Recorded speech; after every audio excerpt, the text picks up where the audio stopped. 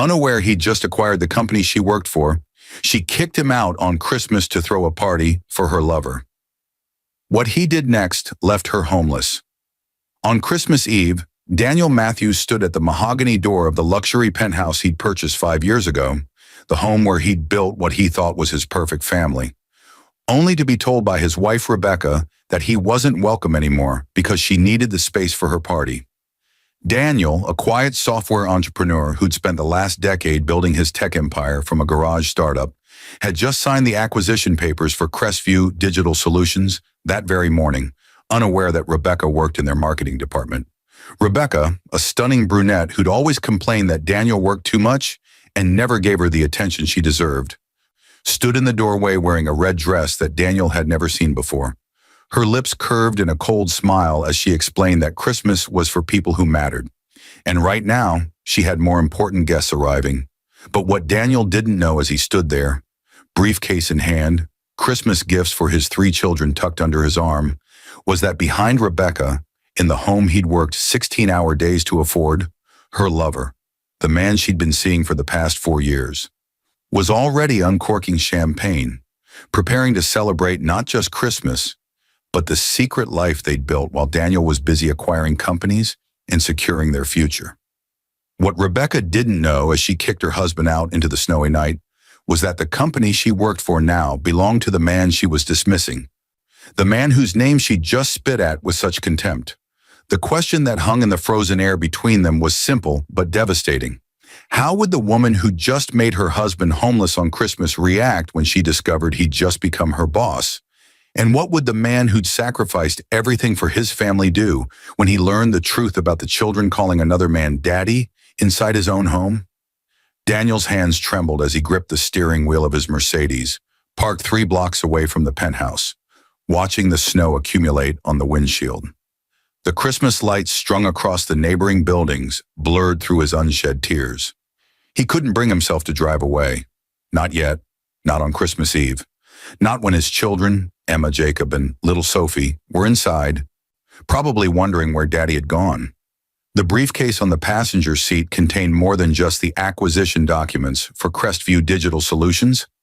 It held 5 years of strategic planning, countless nights of sacrifice, and the culmination of a vision he'd shared with Rebecca when they first married. He'd told her about his dreams of building something substantial, something that would give their family security for generations. She'd smiled then, kissed him, told him she believed in him. That memory felt like a knife twisting in his chest now. His phone buzzed. A text from his business partner, Miles Crawford. "Congrats again on Crestview. You're going to love the team there, especially their marketing department, top tier. Monday's going to be interesting when you meet everyone."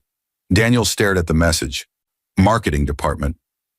Rebecca had mentioned working in marketing at some tech company downtown, but she'd always been vague about which one. She said it wasn't important, that it was just something to keep her busy while Daniel built his empire. He'd never pressed her for details. He trusted her. The word trust echoed in his mind like a funeral bell. Through the falling snow, Daniel could see figures moving past the penthouse windows, shadows of people laughing, drinking, celebrating. His family's home had become a venue for strangers, or perhaps not strangers to Rebecca. Perhaps these were people she'd been cultivating relationships with while he'd been away on business trips, while he'd been negotiating deals, while he'd been building the fortune that paid for every piece of furniture in that penthouse. A memory surfaced, unbidden and sharp. 6 months ago, he'd come home early from a conference in Seattle. Rebecca had been startled, almost panicked. She'd claimed she wasn't expecting him, that the house was a mess, that she looked terrible. But the house had been immaculate, and she'd looked beautiful, too beautiful for a quiet evening at home alone with the kids. He'd dismissed his suspicions then, ashamed of himself for doubting her. Now those suspicions crystallized into something darker, more certain. Daniel's father had warned him about Rebecca. On his deathbed 3 years ago, the old man had gripped Daniel's hand and whispered, "Son, love makes us blind, but business requires clear eyes. Watch the people closest to you. They have the most to gain and the most power to destroy you." Daniel had thought his father was being cynical, poisoned by years of bitter divorces among his friends. Now sitting in his car on Christmas Eve, exiled from his own home, Daniel understood the wisdom in those words. His phone rang. Miles again. "Hey, I know it's Christmas Eve, but I just got word from HR at Crestview. They're having some kind of emergency situation with their employee records. Something about unauthorized access to the financial systems. Might be worth checking into before the holiday weekend. I've got the preliminary audit report if you want to take a look." Daniel's pulse quickened. "Send it over." While he waited for the email, he watched a taxi pull up to the penthouse building. A man emerged, tall and athletic, carrying a bottle of what looked like expensive wine. Even from this distance, Daniel could see the confidence in the man's stride, the way he moved like someone who belonged. The doorman, Gregory, who'd worked the building for years and always greeted Daniel warmly, opened the door without question. This man was known here. Expected. The email from Miles arrived. Daniel opened the attachment, scrolling through pages of financial data, employee records, and system access logs. His eyes stopped on one name, Rebecca Matthews, marketing director, hired 4 years ago, salary $120,000 annually, nearly double what she'd told Daniel she was making. But that wasn't what made his blood run cold. There were transfers, large ones, from Crestview's employee benefits account, specifically from the joint spousal benefits account that companies offered to married employees. Systematic withdrawals over the past 18 months, totaling nearly $300,000. The funds had been moved to an external account. The authorization signature was Rebecca's, claiming spousal medical emergency. But Daniel had never been sick. There had been no medical emergency. He'd been funding his own deception. Daniel sat back, his mind racing through the implications. Rebecca had been stealing from her own company's benefit system, using their marriage as cover. And now that company was his, which meant those records, those transfers, that evidence of fraud, it all belonged to him now. But there was something else in the report, a secondary employee file attached to Rebecca's account. A beneficiary designation for her employee life insurance changed 6 months ago. The name listed wasn't Daniel's, it was Brandon Pierce, marketing associate, hired 4 years ago, same date as Rebecca. Daniel pulled up the Crestview employee directory on his phone, accessing the system with his new owner credentials. Brandon Pierce's photo loaded on the screen. It was the man he'd just watched enter his building, the man carrying expensive wine into his home, the man who, according to these records, had been Rebecca's colleague for exactly as long as she'd been working at Crestview. 4 years. Daniel and Rebecca's youngest child, Sophie, had just turned 3. The mathematics of betrayal calculated themselves in Daniel's mind with brutal precision. The timeline aligned too perfectly to be coincidence. Rebecca had gotten pregnant with Sophie shortly after starting at Crestview, shortly after meeting Brandon Pierce. He thought back to Sophie's features, the way people always commented that she didn't look much like Daniel. She must take after Rebecca's side, they'd say. He'd never questioned it. Why would he? She was his daughter, his baby girl. But was she? The doubt once planted grew with poisonous speed. Emma was 8, Jacob was 6, Sophie was 3. Rebecca had always been the one handling the children's medical appointments, their school registrations, their documentation. Daniel had been too busy building the business, trusting that Rebecca was managing the family side of their life. How easy would it have been for her to obscure paternity, to hide the truth behind a wall of family normalcy? Daniel's hands clenched into fists. He forced himself to breathe, to think rationally. He couldn't afford to spiral into paranoia without evidence. But he also couldn't ignore what was right in front of him anymore. A knock on his car window startled him back to the present. Gregory, the doorman, stood in the snow, his expression concerned. "Mr. Matthews, is everything all right? I saw you sitting out here and wanted to check. It's freezing tonight." Daniel rolled down the window. "Gregory, the man who just went into my building. Tall, athletic, carrying wine. Do you know him?" Gregory's face shifted uncomfortably. "Mr. Matthews, I don't think I should. Please, I need to know." The older man sighed. "Mr. Pierce, he's been visiting for about 4 years now. Usually comes when you're traveling. I assumed Mrs. Matthews had mentioned him. He's been around the children quite a bit. They seem to know him well. The children know him well." Daniel felt something break inside him, a structural collapse of everything he'd believed about his life. "Thank you, Gregory. You've been more honest with me than anyone else lately." He rolled up the window and sat in silence, watching his breath fog the glass. The acquisition documents in his briefcase suddenly represented more than a business victory. They represented leverage, power, the ability to expose everything Rebecca had been hiding. But first, he needed the whole truth.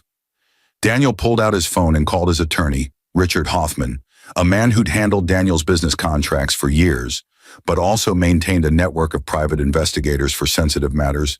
"Richard, I need you to do something for me. Tonight, if possible, I need a comprehensive background check on someone named Brandon Pierce, and I need a discrete paternity test arranged for my 3 children. Use a private lab, someone who can expedite results. Money is no object." Richard's voice was professional, betraying no surprise. "I'll have people on it within the hour." "Daniel, are you okay?"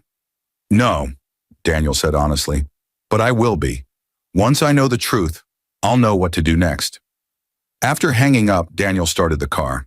He couldn't sit outside his own home like a ghost anymore. He needed space to think, to plan. He drove to his office building downtown, the headquarters of Matthews Tech Solutions, a 30-story glass tower he'd built from nothing. His company, his achievement, the one thing in his life that was purely his own creation, untainted by Rebecca's betrayal. The building was empty on Christmas Eve, just security guards making their rounds. Daniel took the elevator to the top floor, to his private office with its floor-to-ceiling windows overlooking the city. The Christmas lights below sparkled like stars, families gathering in warm homes, celebrating traditions. Daniel stood at the window, feeling utterly alone. His reflection stared back at him, a man in his late 30s who looked older tonight. The gray at his temples seemed more pronounced, the lines around his eyes deeper. He'd sacrificed his youth building an empire, believing he was securing his family's future. Instead, he'd funded his own humiliation. But as Daniel stood there, something shifted inside him. The grief began to crystallize into something harder, colder, more focused. He'd built a tech empire from nothing. He'd outmaneuvered competitors, survived market crashes, turned failing companies into profitable enterprises. He'd done it all through strategic thinking, patience, and the ability to see 3 moves ahead of everyone else. Rebecca had made a critical error. She'd underestimated him. She'd mistaken his kindness for weakness, his trust for stupidity, his dedication to family for blindness. She'd kicked him out of his own home on Christmas Eve, believing he had nowhere to go, believing he was powerless. She had no idea that she'd just declared war on someone who'd spent a decade learning how to win. Daniel pulled up the Crestview employee files again, studying the organizational structure. Rebecca was marketing director, a position that reported directly to the chief marketing officer. Brandon Pierce was her subordinate, which meant their relationship violated company policy. That was leverage. The financial transfers from the benefits account, that was fraud. More leverage. The fact that he now owned the company and had access to every email, every communication, every interaction they'd ever had on company systems. That was the ultimate advantage. Monday morning, when Rebecca walked into Crestview Digital Solutions, expecting a normal workday, expecting to continue her double life, she would find a very different reality waiting for her. Daniel would make sure of that. His phone buzzed with a text from Richard. "Private investigator en route to your location. He'll brief you on the preliminary findings for Pierce. He works fast." 20 minutes later, Daniel sat across from Marcus Chen, a private investigator who specialized in infidelity and corporate espionage cases. Chen spread a folder of documents across Daniel's desk. Brandon Pierce, age 34, originally from Boston, moved to the city 4 years ago after leaving a marketing position at a pharmaceutical company. Clean financial record, no criminal history. But here's where it gets interesting. Chen pulled out a series of photographs. "These were taken over the past 6 hours after you called. Mr. Pierce has been at your residence since 7 p.m. Here's what our surveillance captured." The photos showed Brandon entering the building, greeting Gregory, then, and this made Daniel's stomach turn, being greeted at the penthouse door by Rebecca with a kiss that was anything but friendly. Another photo showed them through the window, Brandon's arms around her waist, her head on his shoulder.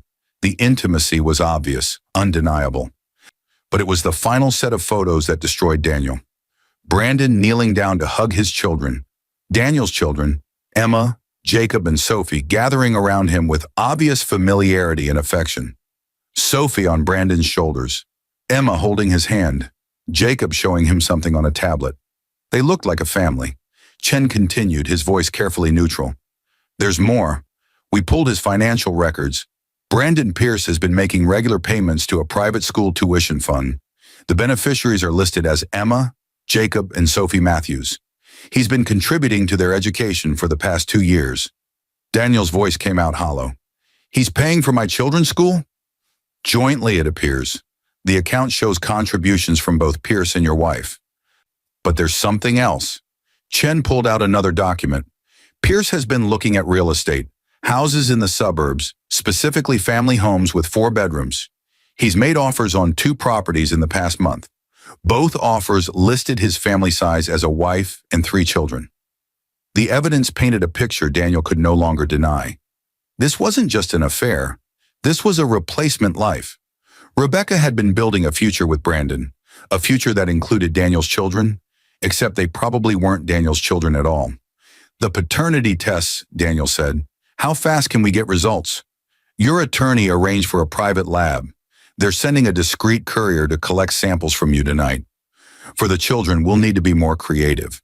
Do they have toothbrushes, hairbrushes, anything at a location where your wife won't notice the items missing? Daniel thought for a moment. I have a storage unit, family belongings, things from our previous apartment. There might be some of their baby items, things with DNA evidence. Would that work?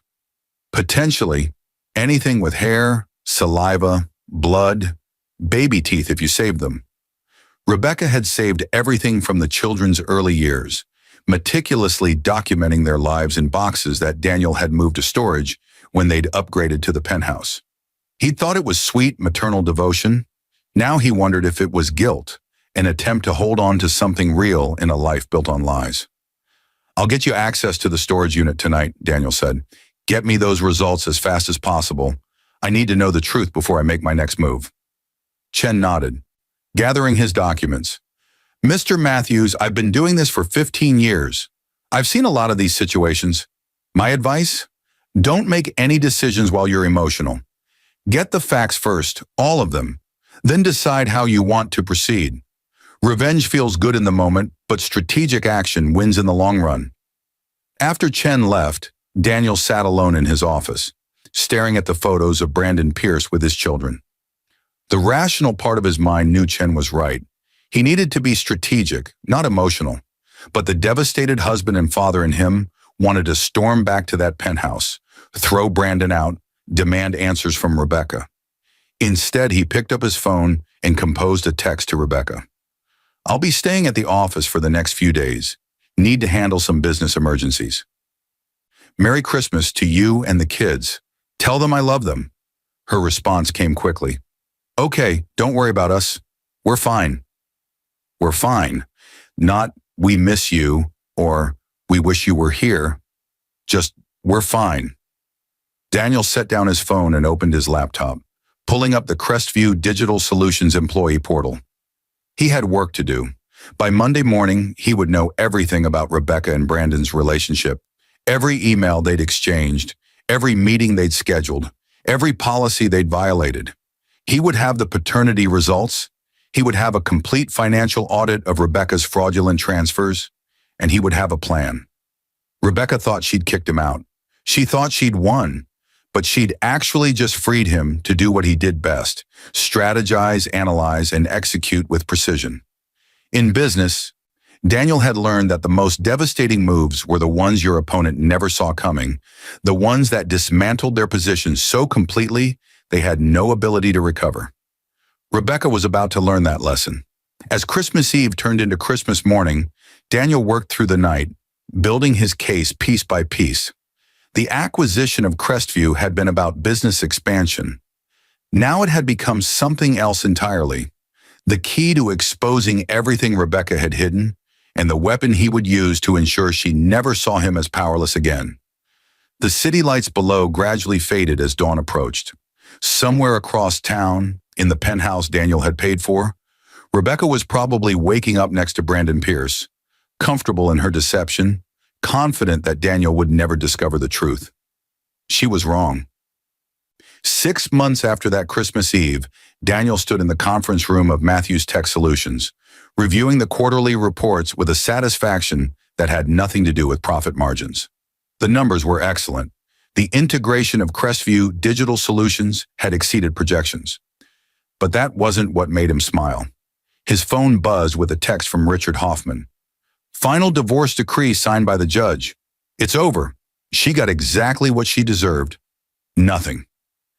Daniel pocketed his phone and walked to the window, looking out over the city that had witnessed his transformation from betrayed husband to strategic victor. The past 6 months had been brutal, revelatory, and ultimately liberating. The paternity tests had confirmed his worst fears. None of the 3 children were biologically his. Emma, Jacob, and Sophie all shared DNA with Brandon Pierce. Rebecca had been living a complete lie for 8 years, since before Emma was even born. The affair hadn't started 4 years ago when she joined Crestview. It had started long before, and Brandon's hiring at the company had been Rebecca's manipulation to keep him close. That first Monday after Christmas, when Rebecca walked into Crestview Digital Solutions, she'd found a memo waiting for her. All staff were to report to the main conference room for an important announcement from the new ownership. Daniel had watched from the back of the room as Rebecca's face went white when he stepped forward to introduce himself as the company's new owner. The following weeks had been a masterclass in corporate justice. The HR investigation into Rebecca's fraudulent benefits transfers, conducted by an independent firm, had revealed even more. She'd been falsifying expense reports, using company credit cards for personal purchases, and violating ethics policies through her relationship with Brandon, who reported directly to her. The evidence was irrefutable, documented in thousands of emails and transaction records that Rebecca had foolishly conducted on company systems. Both Rebecca and Brandon had been terminated for cause, which meant no severance, no benefits, and no positive references. The company had filed criminal charges for the embezzlement, though Rebecca's attorney had eventually negotiated a plea deal that required full restitution, money she didn't have, in exchange for avoiding jail time. But the professional destruction was only the beginning. The divorce had been swift and merciless. Daniel's attorneys had presented the paternity tests, the evidence of fraud, the documentation of Rebecca's systematic deception. In their state, adultery and fraud were grounds for an at-fault divorce, which meant Rebecca was entitled to nothing. No alimony, no division of assets, nothing from the fortune Daniel had built. The penthouse, the cars, the investment accounts, the vacation home, all of it remained Daniel's. Rebecca had walked away with exactly what she'd brought into the marriage. Nothing but her clothes and personal effects. The children had been the most complicated piece. Daniel had loved them, raised them, believed they were his, but the truth changed everything. After long consultations with therapists and his attorney, Daniel had made the difficult decision to step back. Brandon Pierce was their biological father, and despite everything, those children deserved to know their real parent. Daniel had relinquished all parental rights, which meant no custody battles, but also no child support obligations. It had broken something in him, saying goodbye to Emma, Jacob, and Sophie. They'd cried, confused about why Daddy was leaving. He'd tried to explain in terms they could understand. But how do you tell children that their entire life has been a lie? In the end, he'd simply held them, told them he loved them, and walked away before his resolve crumbled. That had been the hardest part, harder than the betrayal, harder than the divorce, harder than watching Rebecca's life collapse. Those children had been innocent victims of their mother's deception, and Daniel's heart still ached when he thought about them. But he'd learned something crucial through the process. Love without truth is just another form of manipulation. Those children deserved a life built on honesty, even if that honesty was painful. And Daniel deserved a life free from the constant reminder of Rebecca's betrayal. The final blow had come 3 weeks ago. Rebecca and Brandon had tried to move forward together, tried to build the life they'd apparently always wanted. But relationships built on deception rarely survive exposure. Without the thrill of the affair, without Daniel's money funding their lifestyle, the reality of their situation had set in quickly. Brandon, now unemployed and blacklisted in the industry after the ethics violations became public, had grown resentful. Rebecca, facing criminal restitution payments and unable to find work with her reputation destroyed, had become bitter and desperate. According to the private investigator Daniel had kept on retainer, just to monitor the situation with the children, Brandon had moved out 2 months after the divorce was finalized, unable to handle the financial pressure and Rebecca's constant anger. The wedding invitation had arrived last week, forwarded from Daniel's old address. Rebecca and Brandon had apparently tried one last attempt at legitimizing their relationship, perhaps hoping that marriage would somehow repair what had been broken. The invitation was for a small ceremony at a budget venue, a far cry from the lavish celebration Rebecca had probably once imagined. Daniel had decided to attend, not out of bitterness or desire to gloat, but because he wanted to see the conclusion of the story with his own eyes. He wanted to witness what happened when lies finally caught up with the people who told them. The ceremony had been awkward and sparsely attended. Rebecca's family, who knew the truth about her fraud and infidelity, had largely stayed away.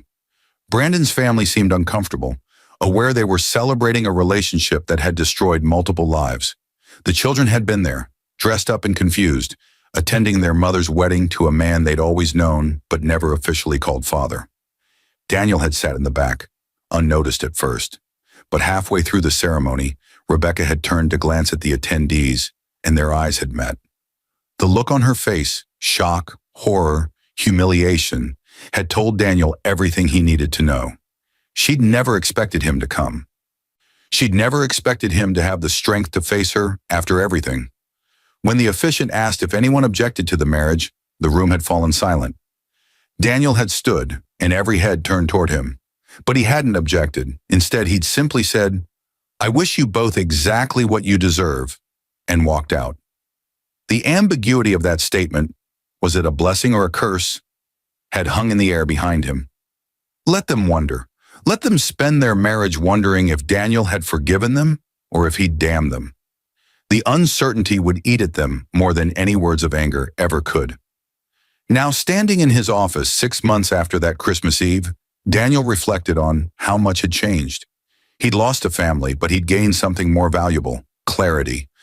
He understood now that the life he'd been living was built on illusions, and no amount of success or wealth could sustain a foundation of lies. His phone rang. Miles Crawford, his business partner. "Daniel, you have a minute? There's someone I want you to meet. Her name is Jennifer Hayes. She's a consultant we brought in for the Crestview integration. Smart, honest, built her own firm from scratch. I think you two would hit it off." Daniel smiled. "Business meeting or personal introduction?" "Can it be both? Just coffee, nothing serious. But I've known you for 15 years, and I think it's time you remembered what it's like to be around someone genuine. Send me the details, I'll think about it." After hanging up, Daniel looked at the framed photo on his desk, not of Rebecca and the children, which he'd removed months ago, but of his father, taken a year before he died. The old man's warning echoed in his memory: watch the people closest to you.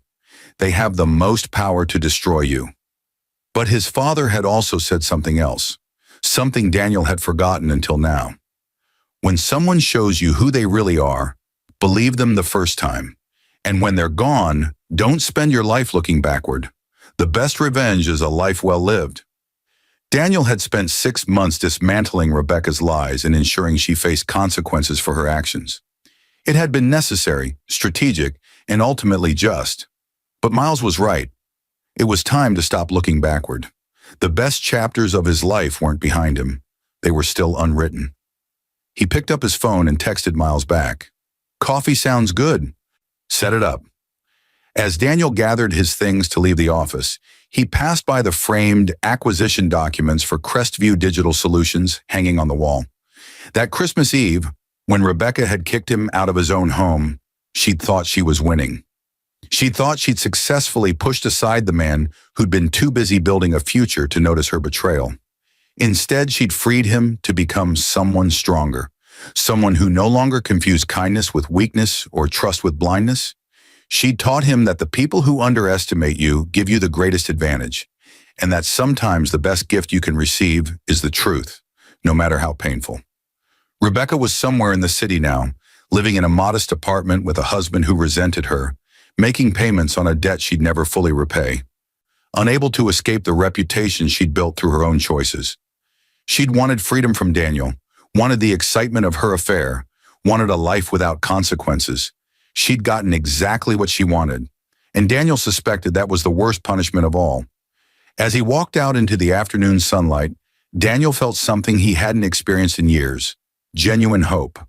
Not hope built on illusions or false promises, but hope grounded in the knowledge that he'd survived the worst betrayal imaginable and emerged stronger. The homeless woman Rebecca had tried to create on that Christmas Eve, broken, powerless, defeated, had never materialized. Instead, she'd created her own homeless existence, a life without integrity, without trust, without the security she'd so carelessly thrown away. Daniel climbed into his car and drove toward an uncertain but promising future, leaving behind the ashes of a marriage that had never been real. Rebecca had kicked him out to make room for her lover. In doing so, she'd made room for Daniel to find himself again, and that, he realized, was the greatest gift she could have possibly given him.